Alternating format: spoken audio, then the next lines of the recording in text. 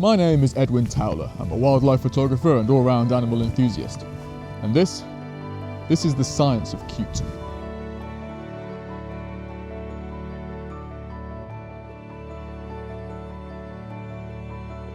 This episode will focus on some of the cutest animals in the United Kingdom, starting at the nation's shore. The Norfolk coast is the final frontier between England and the North Sea. Manning this border is Britain's tubbiest infantry. Harbour seals station themselves along the coast, elegantly patrolling the beaches.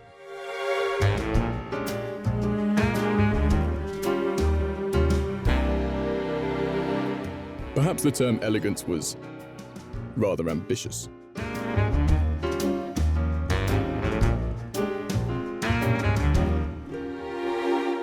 Their chunky physique isn't due to overindulgence in an unhealthy lifestyle. It is in fact due to a thick layer of blubber, which keeps the animals warm in the frigid sea. These plump pinnipeds haul themselves onto land to rest and warm up. Understandably, they are rather exhausted. They may have spent days fishing at sea. Harbour seals have 34 to 36 teeth, ideal for catching fish and crushing crustaceans. At a glance, they seem heartbreakingly ill-equipped for their beach environment. For the sea, though, these chub marines are tailor-made. Pectoral flippers contain the same skeletal elements found in the forelimbs of land mammals. Their comical stubbiness doesn't just make them great scratching aids, but allows the flippers to conform to their bodies, significantly reducing underwater drag. Powerful webbed hind flippers propel and steer them through the water. Large, oily eyes let the seals see in cold, dark waters, and long, sensitive whiskers help them feel their surroundings when visibility is poor. At the end of summer, female harbour seals come ashore to give birth to a single pup. These pups are fantastically independent, able to swim hours after being born, and are wonderfully curious. That's a nice, shiny rock. Or not. Maybe some local wildlife is more interesting. Well, everyone else seems to be snoozing anyway. That must be the way to go.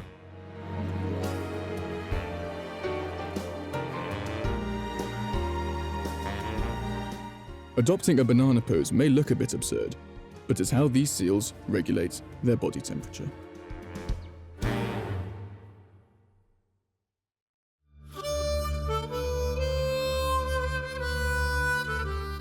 More cute creatures are found further ashore.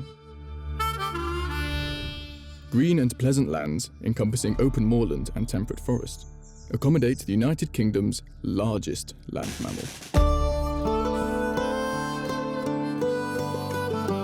Red deer have been a splendid, regal presence in the British countryside for millennia. Populations of red deer maintain a certain social status quo, with younger, fresh-faced stags living in bachelor groups away from the main herd for the majority of the year. Stags begin growing antlers each spring. As they grow, the antlers are engulfed in a fuzzy layer of velvet that provides nutrients to the bone material beneath. Stags grow larger, more branched antlers year on year. As summer departs, so does the velvet. The stags now sport clean, hard, battle-ready antlers. Heads begin to turn as they start sizing each other up.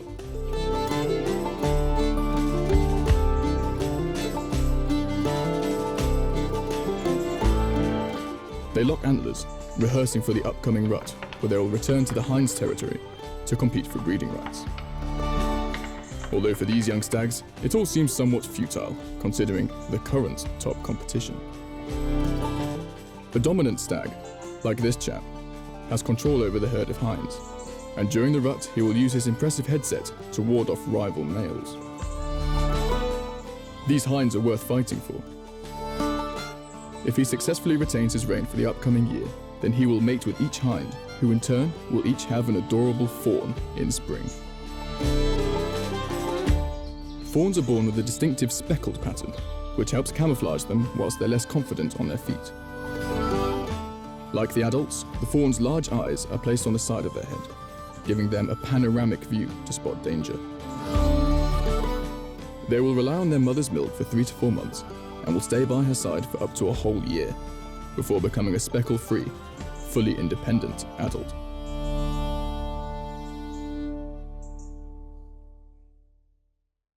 Moving towards suburbia, one recognizable canid has adapted well to the changing landscape, thriving in a more urban environment. The red fox is an incredibly adaptive species. This vixen has made a den underneath an industrial building for herself and her family.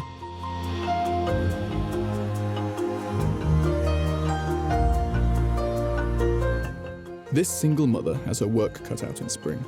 She not only needs to support herself, but a whole litter of clumsy ginger cubs too.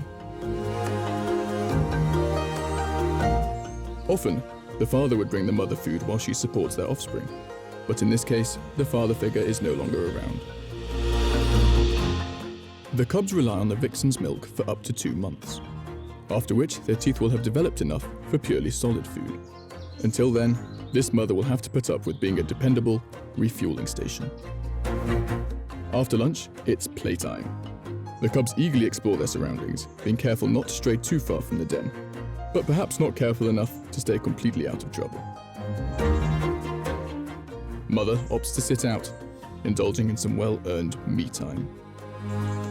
This energetic play isn't pure tomfoolery. The cubs vastly benefit from learning their physical limits and skills, even if it costs a tumble or two. Hunting skills are also practiced by stalking their siblings. Pouncing on unsuspecting leaves will directly translate to preying on voles as the cubs mature.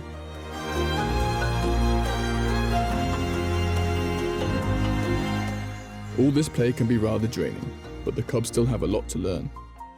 In a few months, they will become fully independent, putting all this practice into action.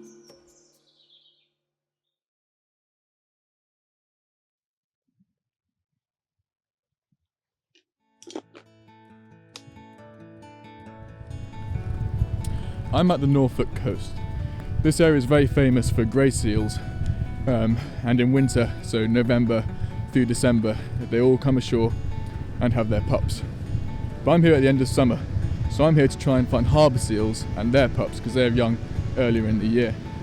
So at the moment I'm just walking along the sand dunes, scanning the beach behind me, trying to find some seals. Right, we're in luck. I found some seals. It's a bit of a relief because I come all the way to Norfolk, so if I didn't, it would have been a bit of a waste of the time. This whole film would have had to be re-scripted. So they're down there on that big haul-out point on the beach. So I guess I need to go down and actually start getting some footage for this film. So I'm on the beach now with the seals. I'm trying to get some nice smooth footage, but the problem is with the tripod, because normally I'm used to putting it on solid ground and it all works fine. But today obviously I've got it on the beach, so it's on the nice soft sand, which means all the legs keep digging in. So as I'm trying to pan or get nice smooth shots of the seals, the legs are just going deeper and deeper and all the footage is going shaky and just juddering about. If I had thought this through, what I would have done is brought something like some CDs or something to put underneath each of the tripod legs, and that would stop them sinking in, but I didn't. So I think what I'm going to have to do is just bury the legs as much as I can so they can't go in any further, and then hope that holds the camera steady while I try and do some filming.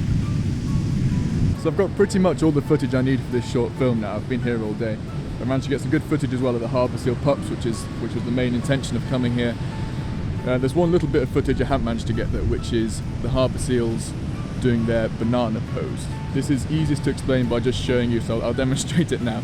But it's essentially when they lift their heads and their tails up at the same time while they're lying on their back and belly. So that's what I'm going to try and quickly get some footage of now before the light completely goes.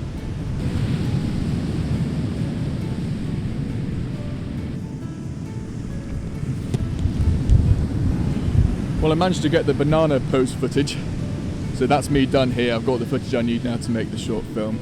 I hope you enjoyed this behind the scenes look, and I hope you enjoyed the final film. Thanks for watching.